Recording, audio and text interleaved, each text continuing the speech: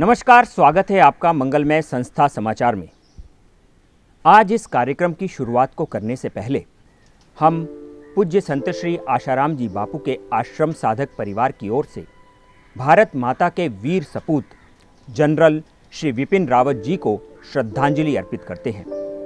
उनके सहयोगी जवानों के प्रति अपनी सद्भावना व्यक्त करते हैं। उन सभी सेनानियों का शरीर 8 दिसंबर 2021 को पंचतत्वों में विलीन हो गया है। भारतीय सेना प्रमुख सीडीएस जनरल विपिन रावत जी कर्तव्यनिष्ठ, देशभक्त और भारत के महान योद्धा थे।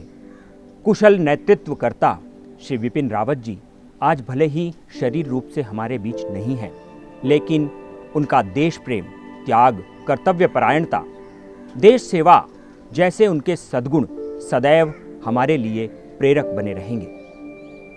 हम परमपिता परमात्मा के चरणों में प्रार्थना करते हैं कि दिवंगत आत्माओं के परिजनों को धैर्य व शांति प्रदान करें। संत श्री आशाराम जी आश्रम के साधक परिवार की ओर से श्री विपिन रावत जी और उनके सहयोगियों की सद्गति हेतु भगवान एवं पूज्य गुरुदेव के श्री चरणों में सत प्रार्थना एवं सद्भावना। 14 दिसंबर को श्रीमद् भगवद गीता जयंती महापर्व है। श्रीमद् भगवद गीता ऐसे दिव्य ज्ञान से भरपूर है कि उसके अमृत पान से मनुष्य के जीवन में साहस, हिम्मत, समता, सहजता, स्नेह, शांति और धर्म आदि दैवी गुण विकसित हो उठते हैं। पूज्य बापू जी अक्सर अपने सत्संगों में भी श्रीमद् भगवद गीता की महिमा बताया करते हैं। आज भारत के वीर सपूत अपने शास्त्रों और ग्रंथों की महिमा को जाने, इसलिए समय समय पर संत श्री आशाराम जी आश्रम एवं श्री योग वेदांत सेवा समितियों द्वारा कई प्रतियोगिताओं का आयोजन किया जाता है और ऐसी प्रतियोगिताओं का आयोजन करके युवा पीढ़ी में उत्साह और शास्त्रों की महिमा का सिंचन किया जाता है। इसी श्रृंखला में हमारे धर्मशास्त्र श्रीमद् भगवद गीता पर आधारित पूज्य बापूजी द्वारा प्रेरित महिला उत्थान मंडल द्वारा गीता ज्ञान प्रतियोगिता का आयोजन किया गया है।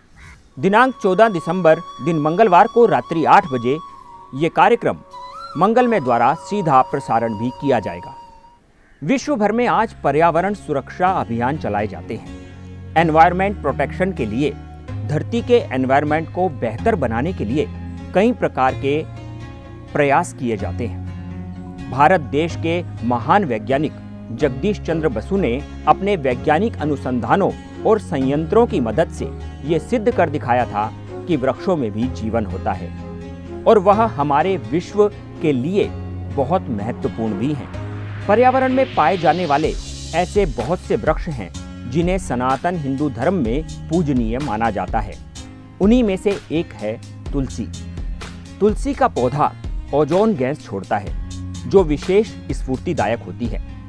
तुलसी हानिकारक जीवाणुओं को नष्ट करके आपको अनेकों बीमारियों से बचाता है। लखनऊ के किंग जॉर्ज मेडिकल कॉलेज में हुई एक रिसर्च में पाया गया कि तुलसी का उपयोग करने से अल्सर, हृदय रोग, उच्च रक्तचाप, कोलाइटिस और दम्मे जैसी अनेक बीमारियों में लाभ मिलता है। ऐसा भी पाया गया है कि तुलसी सेवन करने से मलेरिया और कैंसर जैसी घातक बीमारियों से भी बचा जा सकता है। आज का विज्ञान तो अभी तुलसी पर रिसर्च कर रहा है, परंतु हमारे सनातन धर्म के शास्त्रों और ग्रंथों में तो तुलसी को पूजनीय माना गया है। इसीलिए पूज्य संत श्री आशाराम जी बापू ने समाज को तुलसी पूजन की ओर प्रेरित किया है। 25 दिसंबर को तुलसी पूजन दिवस के रूप में मनाया जाता है।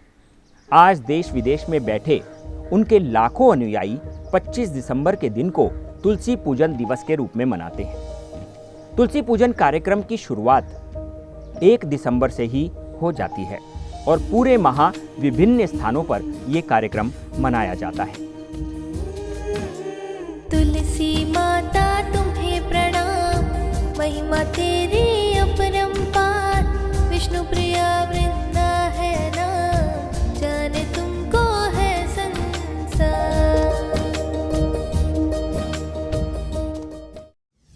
उड़ीसा के ऐसे आदिवासी इलाके जहां कोई प्रशासनिक सुविधाएं भी नहीं पहुंच पाती हैं, जहां कोई संस्थाएं या फिर कोई भी सेवाएं पहुंच नहीं पाती हैं, उन आदिवासी बीहड़ इलाकों में पर्वतों से घिरे गांवों में हर वर्ष पहुंचते हैं संत श्री आशाराम जी बापू के साधक। महीने भर का राशन, भोजन सामग्री, सब्जी, दालें, चावल, आटा, कंबल, कपड़े आदि, दक्षिणा व सत साहित्य, ऐसी वस्तुओं का वहां पर वितरण किया जाता है।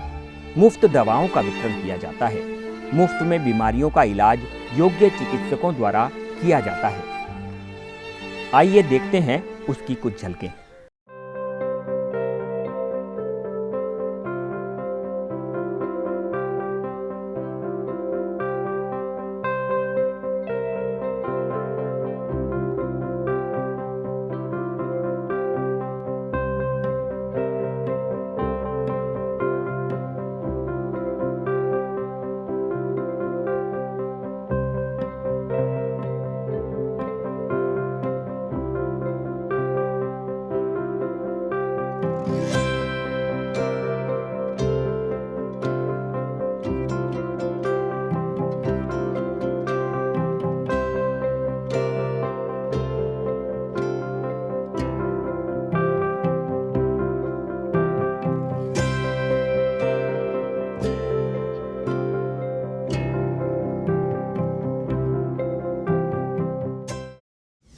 पूज्य संत श्री आशाराम जी बापू की पावन प्रेरणा से भारत भर में अनेकों स्थानों पर श्री योग वेदांत सेवा समितियां एवं संत श्री आशाराम जी आश्रमों द्वारा बहुत से सेवा कार्य निरंतर चलाए जाते हैं।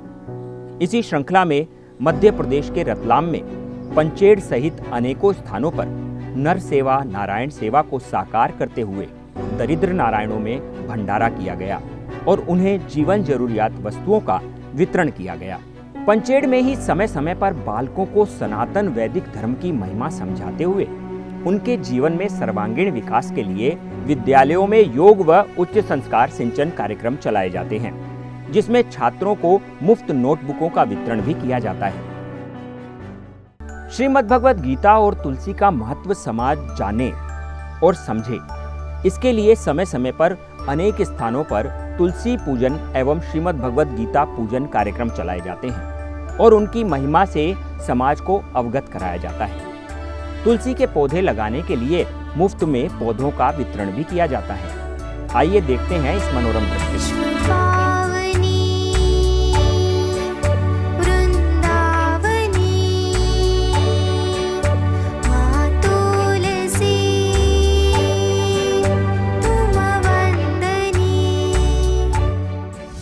वैष्णव जन तो तेने कहिए जे पीड़ पराई जाने रे। संत नरसिंह मेहता अक्सर अपने प्रवचनों में ये बात कहा करते थे। इन्हीं वचनों को चरितार्थ कर दिखाया आज पूज्य बापू जी के लाडलों ने। उत्तर प्रदेश के कानपुर और लखनऊ में दरिद्र नारायणों में भंडारे करके उनको बहुत सी आवश्यक सामग्रियों का वितरण किया गया। साथ ही गौ माता की महिमा को समझते हुए गौ पूजन कार्यक्रम भी मनाया गया।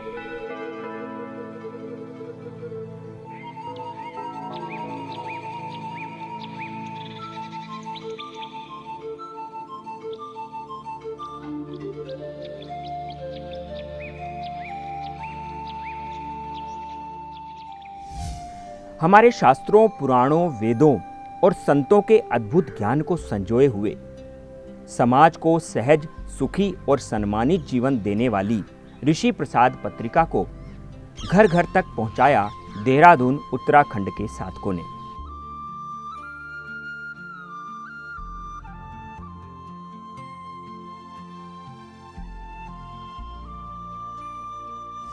वेस्ट बंगाल, कोलकाता में बहुत से सेवा अभियान चलाए जाते हैं। कभी बाढ़ राहत सेवा कार्य, तो कभी अनाज वितरण कार्यक्रम।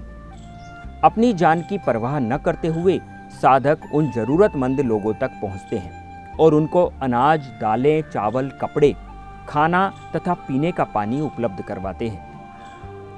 पूज्य बापू जी ने उन लोगों की आवाज़ सुनी जिनकी आवाज़ कोई नहीं सुनता था। उन असहाय लोगों तक वो पहुंचे जहां तक कोई पहुंच नहीं पा रहा था।